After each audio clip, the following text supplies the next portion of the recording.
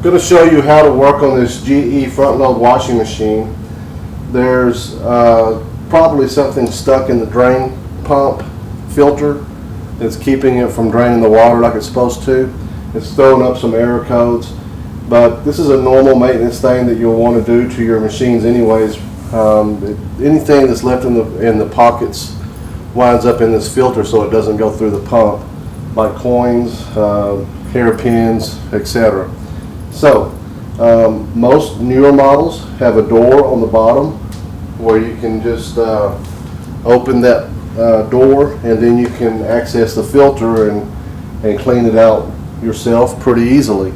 So this model does have that. I'm going to show you how to get in there and do that, and then I'm going to talk about models that don't have a little door on the bottom panel, which most of your older ones don't. And on those you actually have to remove the screws from the bottom of that bottom panel and then take the bottom panel off before you can see the little clean out. So let me get started here on this one. First thing you're going to want to do to make this easier and less of a mess, if there's water in there especially, this is going to be real heavy, so you might need 2 people to do it. But you want to tilt this machine up and then block it so it's up where you can work on it at an angle. Much easier to do. So I'm going to tilt it. And I've got a couple of bricks here that I'm going to use. You can use bricks, you can use blocks of wood, anything to stabilize it so that it's, you know, at an angle where you can work on it easier, but yet it's not going to fall and you know, be able to hurt yourself, because these things are pretty heavy. Next thing I'm going to do, this is where the door is. On the GE, you grab the bottom of it and just rotate it towards you. There's a hinge right there, and then it just comes right out. Okay. Once you pull that out, there's actually on the GEs here, just squeeze that a little bit and pull this little funnel down, and then I'm going to use a bowl right here to catch whatever water comes out of it. But it's not completely spill proof, so I have a towel under there to catch any excess water, and that way we don't make a mess on the floor too bad. When you get ready to do this, you're going to turn this counterclockwise, just like you're opening anything else. And when you do, you want to turn it just until the water starts coming out. You don't want to take it all the way out and have all the water gushing out. For one, it'll probably overfill your bowl and go all over the floor, and it'll leak all over the place too. So what I'm going to do, get on this side of it, is crack it and keep the bowl under here. Well, okay, now that's too tight, so I'm going to have to get a pair of pliers.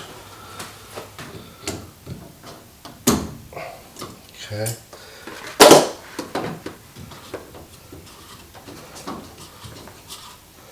And you can see that just a little bit of water is coming out right now, and I'm catching it, but there's not a whole lot of water in this machine. Plus, when I tilted it back like that, the water went back that way, so there's not as much to drain in the first place anyways.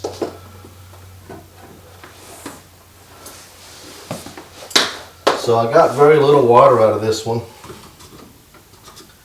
It's because I've already had it drained before. Get it all the way unscrewed. Now, if you had a bunch of water and it was draining and starting to fill your bowl up, just tighten that to stop the water flow. Empty your bowl, put another one under there, and then open it again until you get all the water out. Okay, so here it is. This is actually the filter. I've already cleaned this one out, so you can see there's nothing in here now to clean out. But that's where you would remove whatever's in there and clean this up, and then you just put it back in. So put it back in there after you've emptied out whatever debris you have. One thing you might check, if you had a bunch of debris in there before you put this in, is look in there and see the pump. The pump is right off to the side. There's a tiny hole there, and I'm just going to check it with my finger and see if there's anything in there, and there's not, just to make sure there's no debris or anything that got into the pump.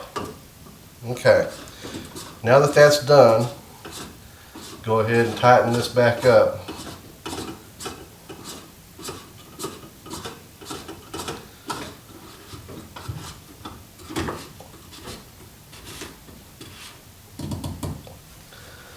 And we definitely don't want it leaking while we're using it, so I'm going to go ahead and give it just a little extra tightening. There we go.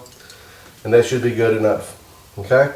Now, if your model didn't have the drain funnel, this just snaps back in place. So just squeeze a little bit and snap it in place.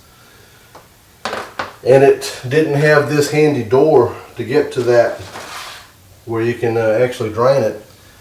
The only option you would have to get to that filter and clean it out is remove the 3 screws that are here, here, and here on the bottom of this, and then this whole panel will just flip from the bottom, flip out a little bit, and drop down and come off. When you work on machines like that, number 1, of course, make sure it's unplugged before you open any panels up like that. Number 2, make sure that you're very careful. The edges, once you begin taking these things apart, are very sharp and they will cut you. They can hurt you, so you don't want to be getting cut on them and, you know, have bleeding all over the place or whatever. So, and then to put it back in, you do the same thing. You just slide this lip underneath this front panel up and then just put the screws back in.